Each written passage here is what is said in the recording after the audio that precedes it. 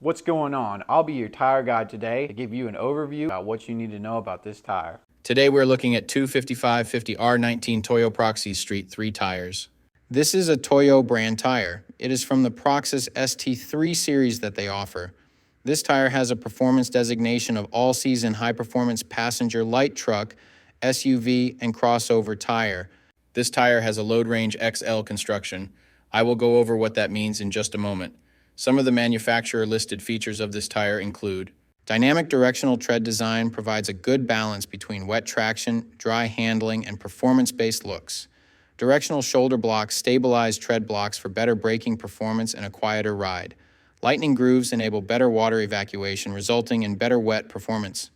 Arrowhead tapers delivers tread block stiffness, resulting in better straight-line driving stability. Multi-wave siping maximizes irregular wear for a smooth, quiet ride and improves light, snow traction. 40,000-mile, limited, tread wear warranty. So to start, we will look at the tire size.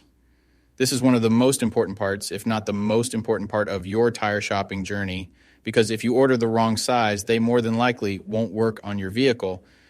This tire size should be showing on the screen right now. So let's work from left to right and break down what these three numbers mean. Looking at tires can be very confusing, especially when it comes to breaking down all of these numbers on the sidewall. Let me help you with that right now. The first number is for the section width of the tire. The section width of 255 in this sequence refers to the tire's width in millimeters. In other words, this tire is 255 millimeters wide, from sidewall to sidewall. The second number in the tire size refers to the aspect ratio. 50 in the sequence is the aspect ratio of the tire. The aspect ratio is a percentage, and it tells you the ratio of the tire's height to its width. In this example, the aspect ratio number 50 means that the tire's height is 50% of its width. The third and final number of your tire size refers to the rim size or diameter. 19 is the diameter of the rim this tire will go on. The rim size of 19 in this scenario indicates that this particular tire would fit a rim with a 19-inch diameter. Keep in mind this number is not negotiable. Unlike the first two numbers, you can't upsize and downsize this part. The only time this number will be different is if you are actually changing the size of your rim. So for example, if you find a fantastic deal on a set of 265/70 or 17 tires, you absolutely cannot use them in place of your current 265/70 or 16 tires, unless you are actually changing the rim size also from 16 to 17. Now, let's get into the other important info on a tire. Besides the three components that make up the tire size, the three other most important components are going to be the load index, speed rating, and ply rating or load range. But wait, what do the numbers mean? Let me tell you right now. So this is where it gets a little more tricky. These three components will sometimes require some additional research to know what your vehicle needs. So let's start with the ply rating / load range. These tires have a load range XL construction. Each designation represents a different term when looking at a tire. This can directly affect things like max tire pressure and also plays a part in the next two numbers we are going to talk about. When in doubt of the rating your vehicle requires, in most cases it is safe to go with the same rating your vehicle currently has, as long as it was replaced with the correct spec of tire last time they were replaced. Now let's talk about the other two components, load index and speed rating. Next to your tire size, you will see a number and letter combination like 107V. The number 107 is the load index. This is the number relative to the weight capacity of the tire. The higher the number, the greater the load carrying capability of the tire. Load index ranges from 0 to 150. If you are replacing your tires, they have to be the same or higher load index, never lower. For example, if your current load index is 107, a tire of the same size with a load index of 110 would work for you, but not a tire of the same size with a load index of 104.